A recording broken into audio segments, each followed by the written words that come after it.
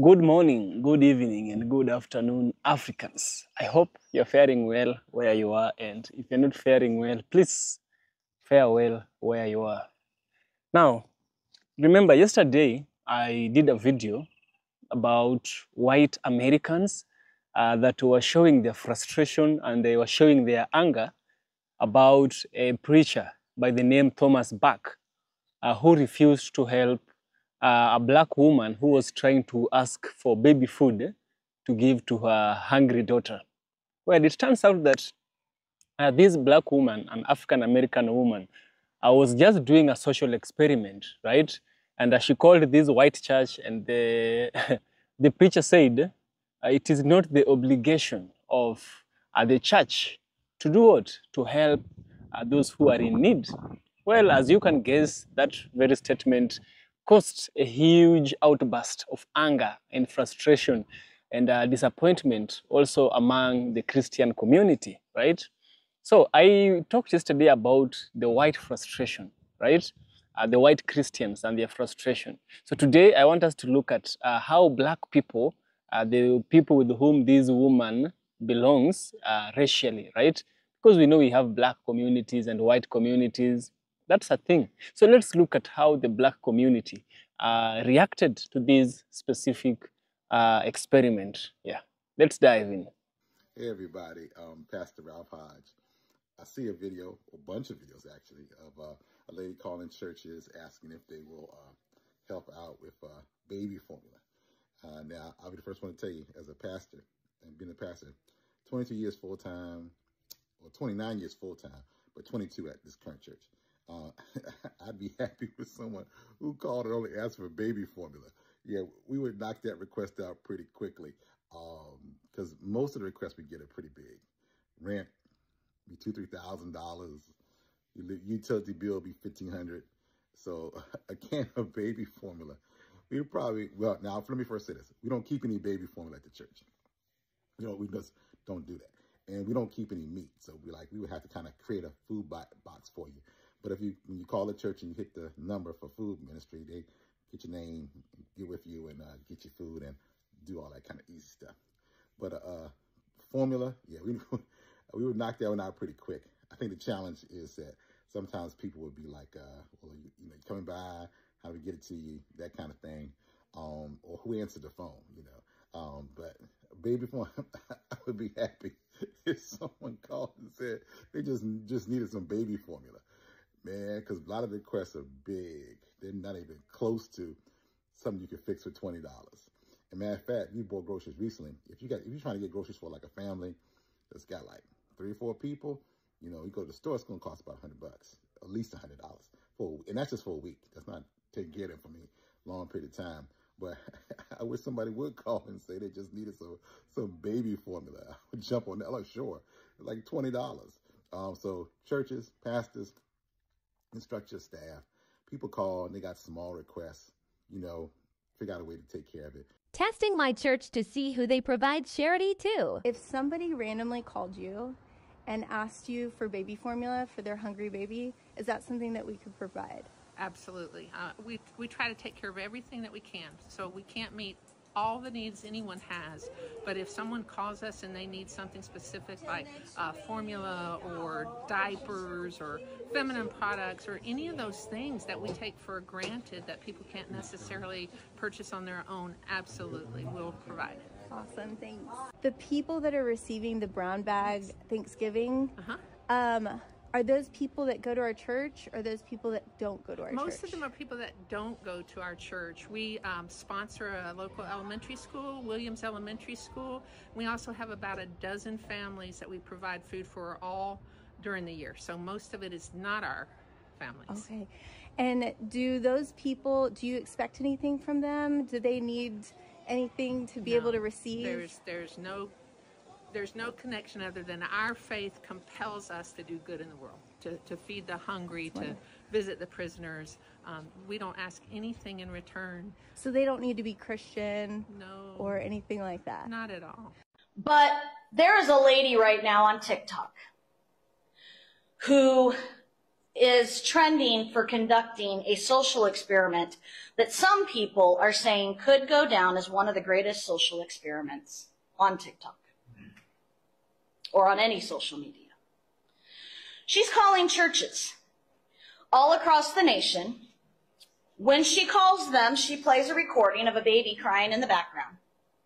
And she tells them that she has a 2-month-old baby, and she's out of formula, that she's been out since the night before. Now, she's not trying to scam anybody. She's specifically very clear. She's not asking for money. And if the church says, yes, we'll help, she immediately lets them know, this is a social experiment. Thank you. She's called over 30 churches to date. Anybody want to take a guess how many have said yes? Three. 3 out of 30 churches. She called Joel Osteen's church. She called Charlie Kirk's church. She's called huge churches of that magnitude. She's called small churches. She's called everything in between. Of the 3 that helped, one was a small, kind of mid-sized black church. One was a very small, struggling Appalachian church with a great-grandfather as a pastor who said he'd buy the formula out of his own pocket. And one was an Islamic mosque. People have told her she should call her local biker bar. Yeah. People have told her she should call the Satanic Temple,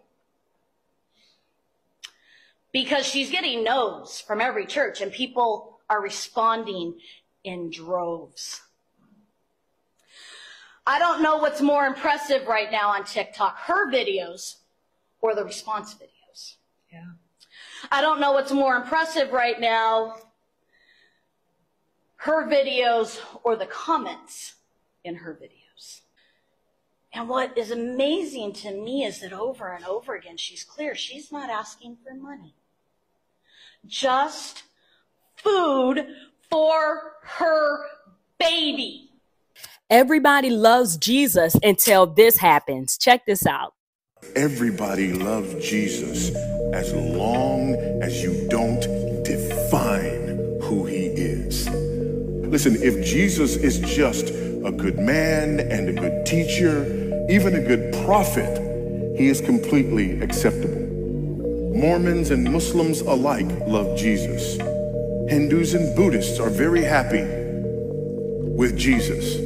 But the minute you step across that line and argue that Jesus is more than prophet, more than teacher, that he is actually God incarnate, God with us, now all of a sudden, those who were more than willing to gather with you scatter. Basically, Pastor Thomas Burke came on here and said that churches aren't obligated to help people that are in need. And the reason he's saying this because of the girl that's exposing churches for not helping people in their community. So this woman is calling churches, asking them for baby formula, telling these churches that her baby hasn't eaten in a day and a half. Now, there was a social experiment. But in this social experiment, she exposed that over 30 churches denied her when she called. It went viral. Then Pastor Thomas Burke used his platform to tell people what churches will do and what churches won't do. Simple fact is this: nobody is obligated to do anything that they do not want to do. But a church, you would think that a church will want to help somebody when there's a problem, due to the fact that people donate so much money to churches. And Pastor Thomas Burke gave all types of reasons. He said churches get scammed. He said some people just want to tax the churches. He said we spend $1 trillion a year on our military. Then he goes to say that the United States spends less than 1% on helping people that are in need. And although that may be true, what does that have to do with that lady calling a church and asking a church for baby formula to feed a baby? Truth of the matter is, people can't call the governor or the president. People can call the closest thing to them, and that probably would be a church. Now, not everybody is calling with the truth, But if somebody is calling with the truth, you're telling me that you won't help them? I've seen somebody mention the fact that a pastor wouldn't even open up the doors to his mega church to let somebody in when it was a hurricane. You got certain pastors driving around in Bentleys, driving around in Benzes, living in mansions. You got certain pastors condemning people for not giving enough money for their tithes or putting enough money in collection plates. What is this? Jump in the comments. Tell me what you think. I'm out. Basically, Pastor Thomas Burke came on here and said that churches aren't obligated to help people that are in need. And the reason he's saying this because of the girl that's exposing churches for not helping people in their community. So this woman is calling churches, asking them for baby formula, telling these churches that her baby hasn't eaten in a day and a half. Now, there was a social experiment. But in this social experiment, she exposed that over 30 churches denied her when she called. It went viral. Then Pastor Thomas Burke used his platform to tell people what churches will do and what churches won't do. Simple fact is this: nobody is obligated to do anything that they do not want to do. But a church, you would think that a church will want to help somebody when there's a problem, due to the fact that people donate so much money to churches. And Pastor Thomas Burke gave all types of reasons. He said churches get scammed. He said some people just want to tax the churches. He said we spend $1 trillion a year on our military. Then he goes to say that the United States spends less than 1% on helping people that are in need. And although that may be true, what does that have to do with that lady calling a church and asking a church for baby formula to feed a baby? Truth of the matter is, people can't call the governor or the president. People can call the closest thing to them, and that probably would be a church. Now, not everybody is calling with the truth, but if somebody is calling with the truth, you're telling me that you won't help them? I've seen somebody mention the fact that a pastor wouldn't even open up the doors to his mega church to let somebody in when it was a hurricane. You got certain pastors driving around in Bentleys, driving around in Benzes, living in mansions. You got certain pastors condemning people for not giving enough money for their tithes or putting enough money in collection plates. What is this? Jump in the comments. Tell me what you think. I've been getting a lot of hateful messages from you all in my DMs, showing me your Christian love because you're saying that I've ruined Pastor Thomas Burke's reputation. No, the fuck I did not. Pastor Burke ruined his own reputation when he said the church is not obligated to give you shit during your time of need and they don't have to feed hungry. Pastor Thomas Burke, come to this message is only for you. I saw what you said on your post. Now you're private. He says churches get scammed all the time. But don't you walk by faith and not by sight? So let's just say you did get scammed by somebody. But what about the person who's calling the church for help, who's not trying to scam the church? I cannot believe this man got on Beyonce's internet and said that the church is not obligated to take care of anybody. So my question, why do you guys need that tax exemption if you do not want to help people?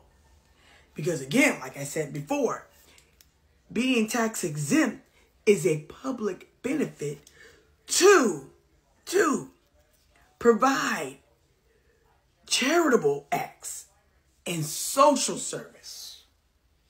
I can't believe it, but now he's private now. Why are you private? Why are you private now? Pastor Thomas Burke came on here and said that the church is not obligated to help you out in your time of need. And they have shown us this multiple times. Like when there was a hurricane and Joel Osteen did not open up his mega church in Texas. Now that people are starving, the church has nothing to give them, nothing to... When I heard about that guy that went out to the community and seen if the dope boys or the local pharmacists would provide baby formula to families in need after churches denied that woman who called church to church trying to get baby formula, I already knew what the outcome was going to be. I've always been saying this, but local pharmacists and dope boys have always done more for the community than even the elected officials. They are constantly feeding the community. People just don't see it. They like to focus on the negative that they believe is happening. I remember when I ran a community center in the Bronx. The dope boys would always come to the community center and give money to buy pizza for the kids just because, to make sure they're eating. I would also always hear from older women in the community that said that the dope boys was the reason that they was eating every day. They were literally giving them money for food or going to the grocery store, buying them food and delivering it. A lot of these churches only take money from communities.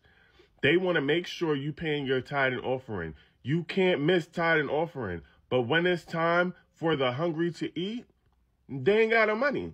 And it's because they're paying the pastors and assistant pastors these insane salaries with the money that people are tithing and offering. And I'm not saying that that's all churches, but I'm saying that it definitely happens.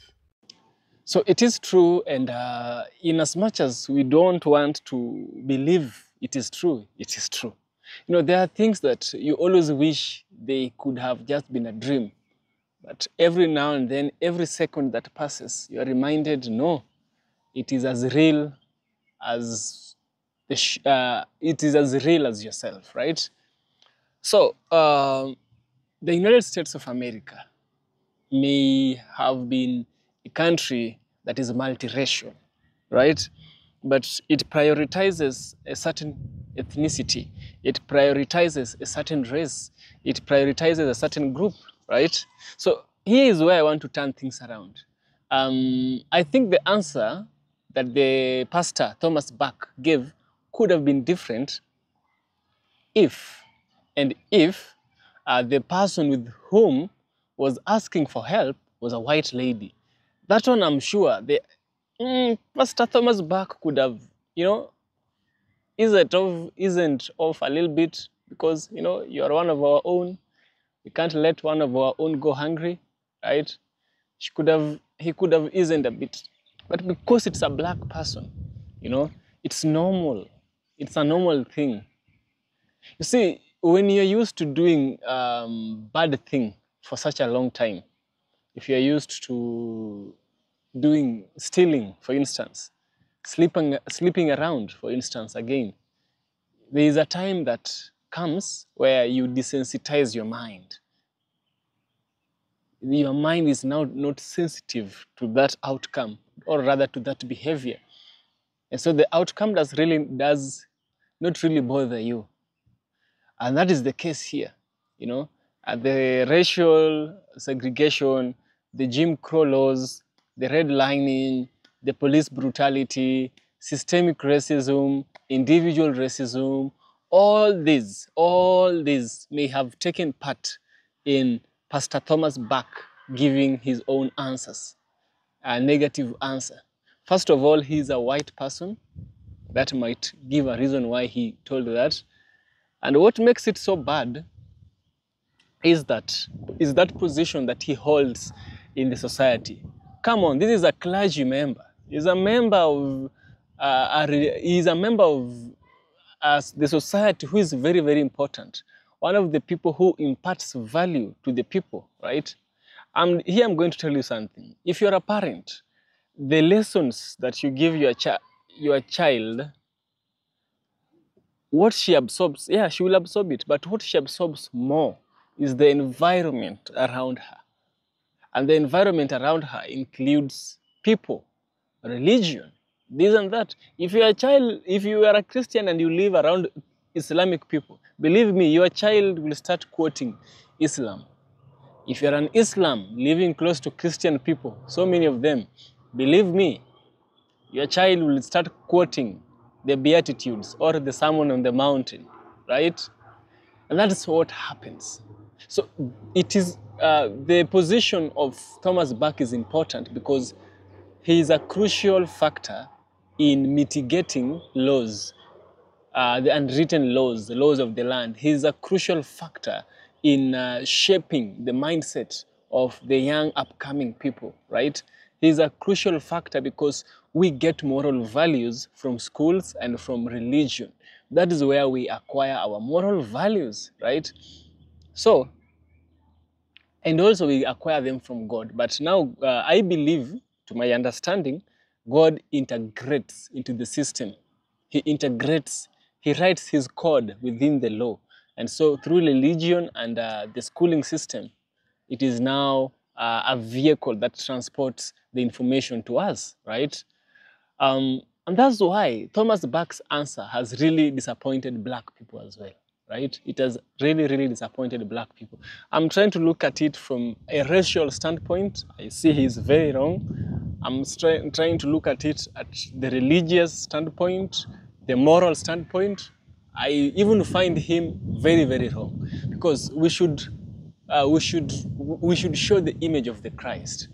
What would Jesus do if a black woman called him and told him, please, we need food, my child is going hungry, I just need formula, it's not really expensive, kindly help my child. So what would Jesus do in this situation? I believe what Jesus would do is what you should do, because he is good, he is merciful, he is graceful, he is wise, he is kind, and he is love. He is the embodiment of love. Yeah. That's my thought. I would really love to know what you think. Yeah. So share your thoughts on the comment section, and see you in the next one.